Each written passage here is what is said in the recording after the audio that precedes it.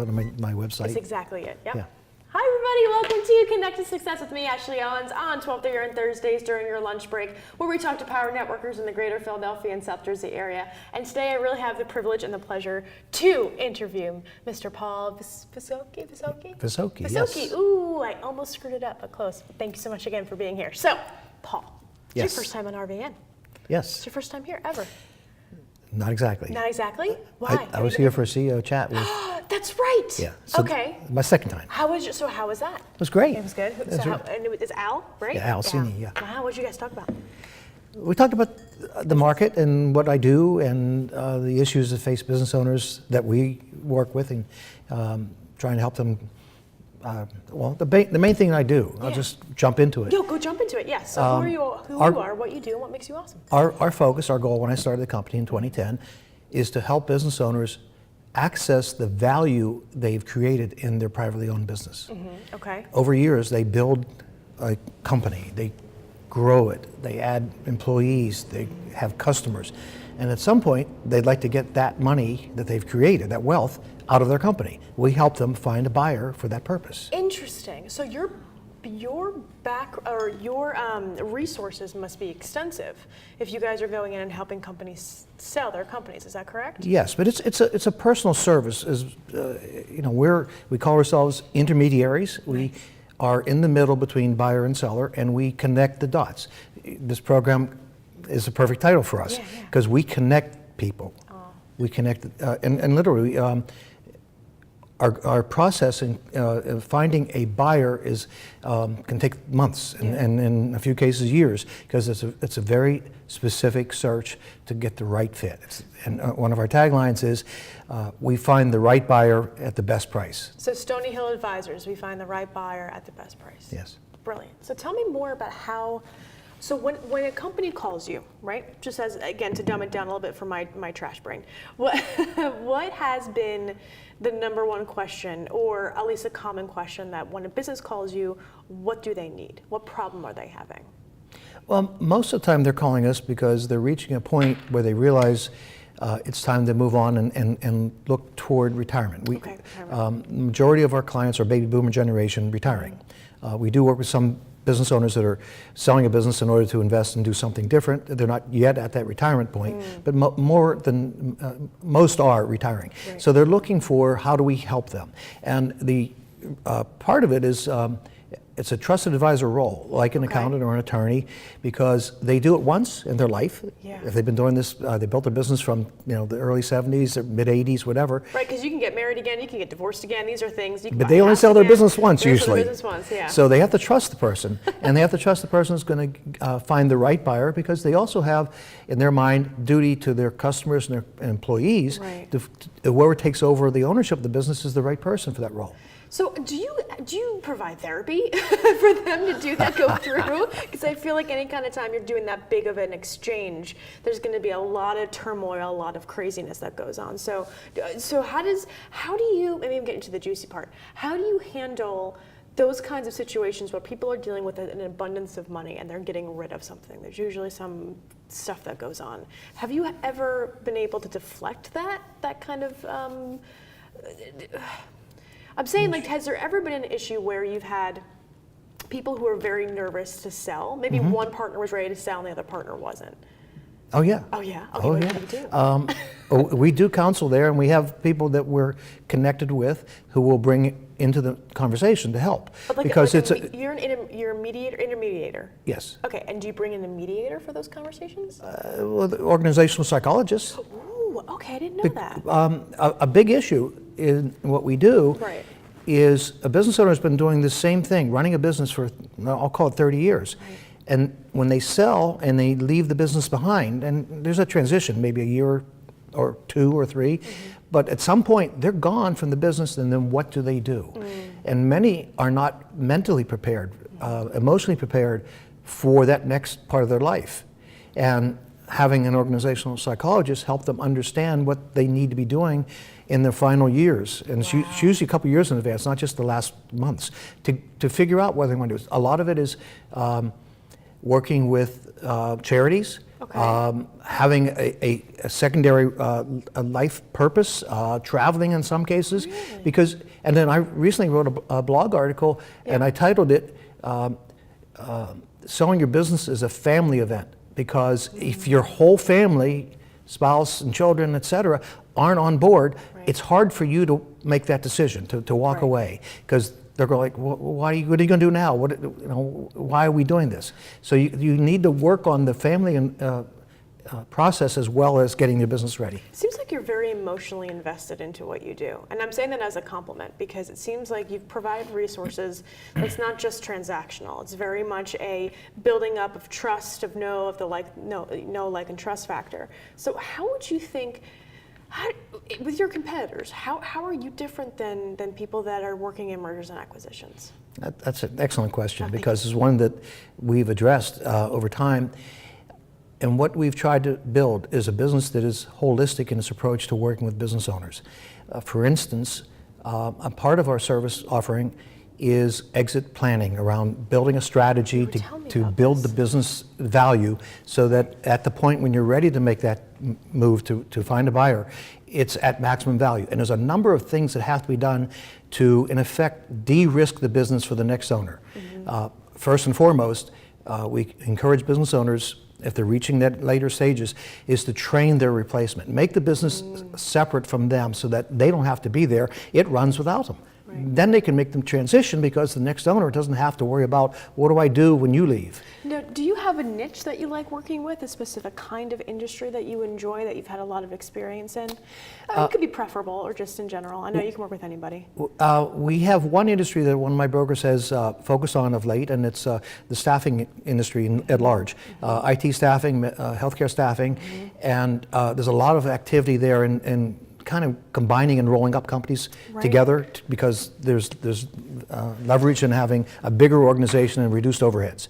But beyond that, we work primarily in businesses that are at least $5 million in revenue, because that has more value in the market, and there's more to work with. If we're doing the exit planning, there's more that we can build around the business to make it more valuable than just a solopreneur kind of single operator business. Would you work with a solopreneur to kind of say they've got this business plan, they've got the trajectory, they have everything, and then being able to pitch it to the investors that would be interested in taking it on? We generally do not, because they're very hard to sell. There's not, because the business is that person. And again, just like I said, what we encourage is the business owner wants to make the business independent of them.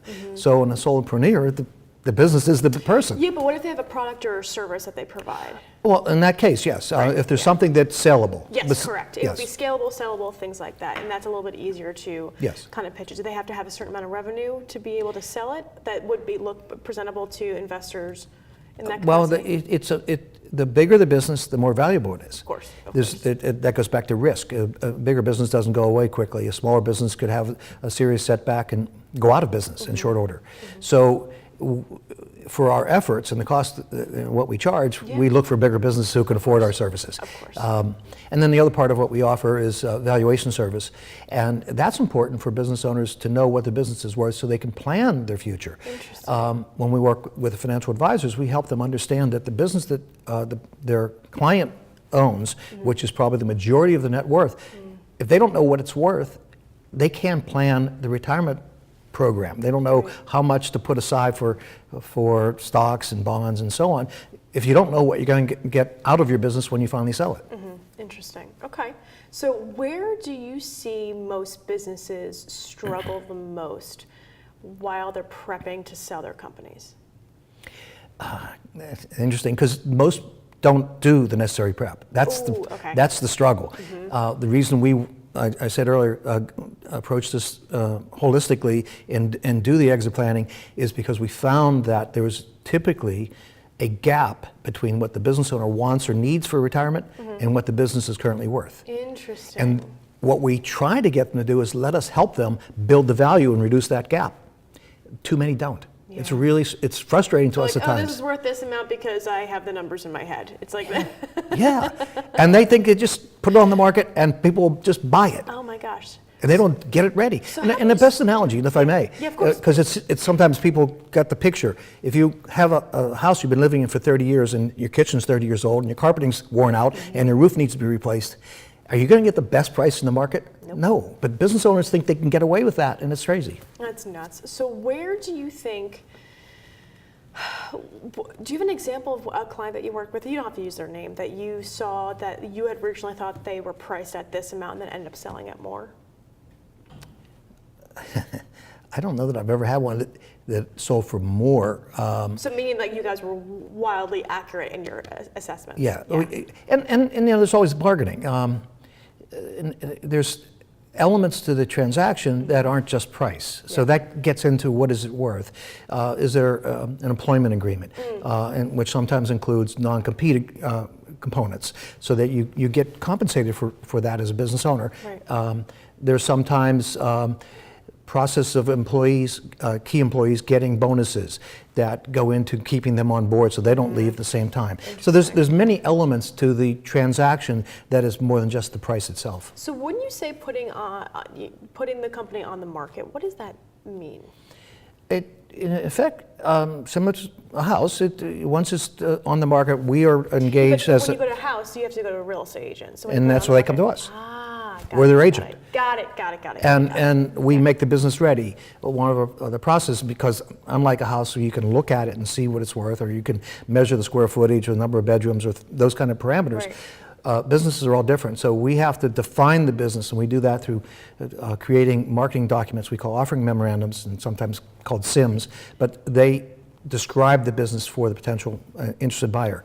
And in that description, they get all the aspects, the financial aspects, the employees, the customers, the market, the whatever assets they have. And so it's a pretty complete description, allowing someone to get a measure of the business before they even start the negotiation. It seems like the due diligence to this is absolutely extraordinary. It you is. guys are looking at every single aspect, every single piece of it. So when we come back, we're going to talk more with Paul about how he networks and actually really networks for those businesses that are looking to sell, as well as who you have in your resources, because you're a broker, right? Yes. Essentially, so you got a lot of people. Super fancy. We have a connected network. Yeah. I'm trying to making you laugh makes me feel better. Paul. Okay. So stay tuned. We'll see you in a moment. Add us on social media to watch bloopers, behind the scenes footage, previews, and more.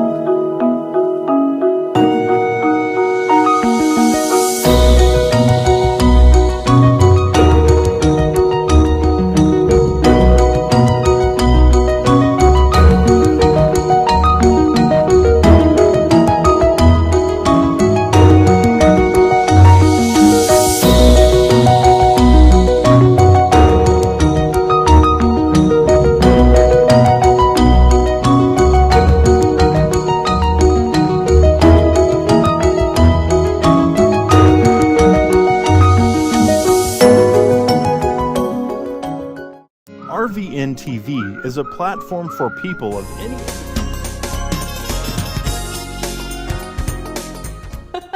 Thanks, guys.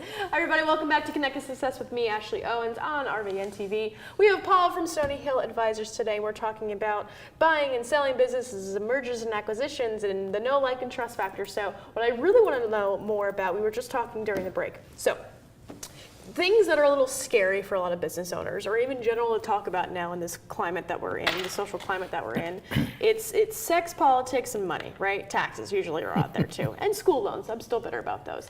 But when you are building relationships with people, because it's such a long game with them, right? It's a long relationship. Yes. They have to trust you with like the inner workings of essentially what was their baby 30 Yes, years ago. absolutely. And their child, right? So how are you networking in a capacity that allows you to build those relationships that are going to be long-term rather than just quickly transactional with just one sale? So typically people that we have on the show, it's usually a few months is usually the term of agreement. This could go out, I would assume, a year, correct? A year to 2 Easily. years. Easily, yeah.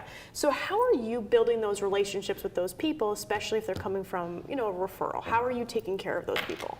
Okay. The first aspect is the referral itself. We do a lot of work networking to get to know the trusted advisor community that business owners rely on. Got it. Okay. And it's, they're accountants, they're attorneys, they're financial advisors. Oftentimes, they're business consultants, people who are coaching or giving them advice on how to run their business more than looking toward the end. They're looking in the current term. Right, but that's a good referral because It's a good that referral person because they get to comes know in. the business owner. Right. And because it's such an important trusted role that we take on, Right. and we become in that trusted community, we depend on referrals. Right, right. And business owners don't necessarily go to the internet and do a Google search and say, oh, I found the first one on the list, that's the one I'll choose. Right, if they're baby boomers, they're not Googling things. Not They're- typically. No, because the handshake was the way to make deals, and that's still extremely honorable. Right. And that's how I grew up, seeing my dad do that stuff. So. And other than, as I mentioned, our exit planning, what we do is not entirely different than anyone else in our world. In your field, yeah. So what it depends on is the relationship we develop with that business owner, that they can trust that we will work for them in their best interest, put out the effort that is needed to get the job done, as I said, the right buyer at the best price. And that becomes the element of why they would choose us after we find them. But if you back up, the exit planning element allows us to build that relationship in a non-threatening way. They're not at that end point where they have to or intending to sell in the near future. They're getting the business ready over a couple of years. And if they engage us in that conversation, in that coaching process, by the time they're ready, they know us and we know them. Yeah. And there's no reason to try anyone else because we understand their business, we understand what they're looking for. And again, those trusted advisor groups that you're referring to, where do you find that has been the most successful on building those relationships? Because like I said, it's a long game, right? In the deals that you're working on. But when you're working with trusted advisors, what do you look for in a trusted advisor besides their industry and their field and things like that for it to be a good working relationship? Because again, we're looking to a great degree at older business owners who are looking to retire. So a lot of our trusted advisors we connect with are seasoned senior level people. Got it. It's an attorney who's been doing it for 30 years also, not somebody who graduated from law school yesterday. Yep, with an expense account and just recently passed. Right, because the they bar have that relationship they've created with that business owner themselves over Right, time. right. So they're going to give us the referral that's more trusted, more give us access that we wouldn't have with someone who, and whether it's a financial advisor or an attorney or accountant, if they're just starting out, they're working with the people of their same social economic network. Yeah, of course. So we're looking past that. Right. So part of it is the senior level, and we belong to organizations that allow us to get to know people. A couple of the organizations that we belong to, for instance, state planning councils, which are attorneys and accountants who work with business owners who are planning for their ultimate estate that they will leave behind. Interesting. And so they're guiding these people on what will be the opportunity once they have sold their business. Right. Well, we want to get to know the same people so that we can get in front of them when it's time for them, or ahead of that when they're ready to start working on getting the business ready, just like they're working on the trust plan. And that's the definition of a strategic partner, right? Yes. Somebody that you can share clients with that's not competing with what your business is. Where have you found to be, has anybody come to you and has not been a good fit for your company? And I'm saying that because there is such a, like to your point, social economics, they gotta be at 5 million up. What would you suggest somebody who's not ready for you yet to do to prep before they use you? They're not at the $5 million mark yet. What would you say to those people that need to get to that point? Interesting. I had a conversation just yesterday Did you really? with an individual who I met through a networking group a couple of years back at BNI. Nice. And he's 38 years old, runs his own company, and he called me about how does he prepare his business for 10 to 15 years from now when he will be ready to sell, and what does he need to be doing in terms of getting ahead of that. And I my eyes lit up. I was so happy to hear him call, because I don't get that many conversations with people thinking ahead. Right. And I gave him some advice, and I told him I'd love to coach him over the next number of years and help him. And he was appreciative of that, because it takes time to get the business where you need to get the right value. Because you know, in the conversation, he said, "What is my business worth now?" And I gave him an honest answer. It's not worth a lot at this point, but here's how you get it valuable. And you know, he said that's where he's going. He wants to build it to that level and what he needs to be doing. So is there, so what kind of coaching, so if you could relay that information, what kind of tips were you able to give him and that can be high level, just to keep in mind? Well, there's a number of things. For instance, I've already said, make the business independent of you. So he's agreed, he's thinking of bringing in a person who will be like the general manager and will do the pricing and other things that he takes on now. So he can step back from some part of that. Right. But it will take time to train that person. We talked about diversifying his customer base. He works primarily in the residential marketplace. I said, well, why not go into a commercial side of the business, which is a little bit more longer term, lower margins, but longer term relationships for his clients. We talked about the equipment process of making sure he has the right financial advice to get the right equipment and financing for what he needs to grow the business. And just simple tips. Now, it takes time. Any one of those, you can't do them all at once. Right. So he needs to start working on a business plan of where he's going to grow the business. And we talked about if he could get it from $1 million to $10 million over the next 15 years, the business value goes way up. What organizations are you a part of besides that one with the attorneys and the financial advisors? I'm a member of the Beacon organization, which is a Beacon's networking great. organization throughout the Delaware Valley, even in northern New Jersey. What do you like about them? Just good people, and there are subgroups that are very interesting. A lot of good topics that we at our meetings. I'm a member of a group called XPX, which is Exit Planning Exchange. Really? And the group is all about the exit planning process, and we help each other. We coach each other. There are attorneys and accountants and financial advisors in that group. Right. So it's all networking for me. I belong to a group called the Advisory Board, where there are business owners. It's a peer-to-peer group, so I get to know business owners on the same level I'm at with my own business. And you know, just in general, I do a lot of networking in any kind And of. where do you go? Well, I've been to your events. Oh, I've been to my events. No, They're great events. That wasn't a plug for me. That was more. It was more of just because there's a lot of people that come to me and say, "Hey, you know, I'm really looking to meet people of a certain caliber, right?" So, and those are typical business owners who are in VP roles, things like that. My advice has been, "Hey, go to the organizations that have panel discussions, that have people that are giving, so that where you're not only getting educated, but you're meeting people that are also like-minded for you." Yes. These organizations that you're a part of, you're in that environment and you're connecting with those people. What do you think, because you're so seasoned in that way, what do you think has been the biggest challenge that people do while networking today to reach those VPs of X, Y, and Z? I've spent some time trying to get an understanding of how to network well, and it is not a natural thing. And so to your question, it's making sure that you get around to meet people, get to know them first, and then they can get to know you if you're interested in what they do or what they want to talk about at that moment. It could be an event that they're involved with. So get them to feel comfortable talking with you. Have your business cards with you so you can make sure they remember you, and the best way to remember is I have that card in my pocket. So it's just make yourself available and memorable, I think. Yeah, memorable. Yeah. Well, this has been wonderful. It's been so fast. It's all done? Are we done? We're done now. Can you do me a favor? Can you look into this camera right here and tell people how they can find you? My name is Paul Visokey, and my company is Stony Hill Advisors.